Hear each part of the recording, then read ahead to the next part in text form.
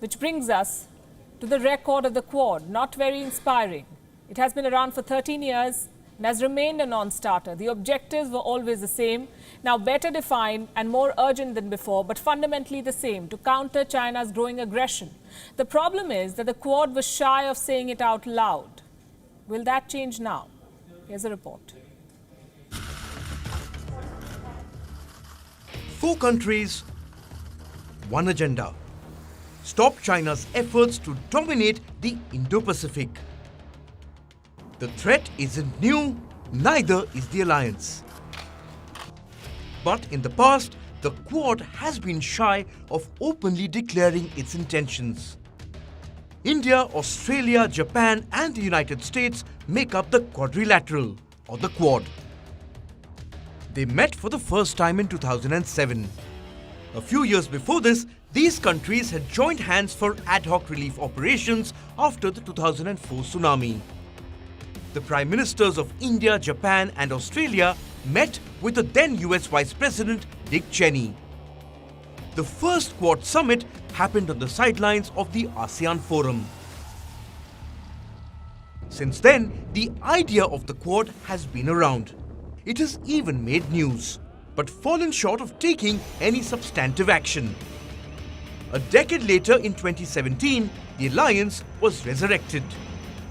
The members of the Quad had a working level meeting. And now, in the middle of a pandemic, the foreign ministers have met in Tokyo. There is a clear sense of purpose, an urgency to take a harder stand against China. As partners in this Quad, it is more critical now than ever that we collaborate to protect our people and partners from the CCP's exploitation, corruption, and coercion. We've seen it in the South and East China Seas, the Mekong, the Himalayas, the Taiwan Strait. These are just a few examples. America is not mincing words. The others are talking with their actions. Australia's Department of Defence has named China in its strategic assessment as a threat. It says that China is engaged in an active pursuit of greater influence in the Indo-Pacific. The report says that such actions could undermine stability in the region. India is already locked in a border standoff with China. Since May this year, New Delhi has imposed curbs on Chinese investments. More than 100 Chinese apps were banned by India. And Japan's territorial disputes in the East China Sea have flared up again.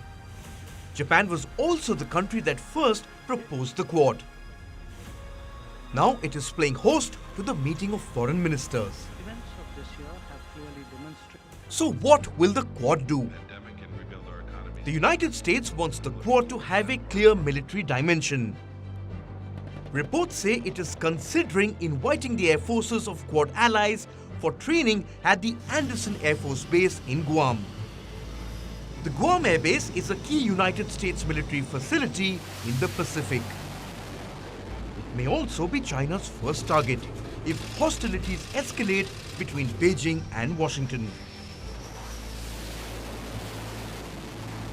Last month, the Chinese Air Force released a propaganda video that simulated an attack on the Guam base. But eagle-eyed fact-checkers were quick to point out how Chinese propagandists stole clips from Hollywood movies to make this fake video. In recent months, China has made its intentions clear.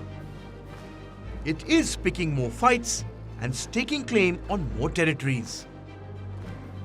The time is right for the Quad to move beyond being a symbolic alliance.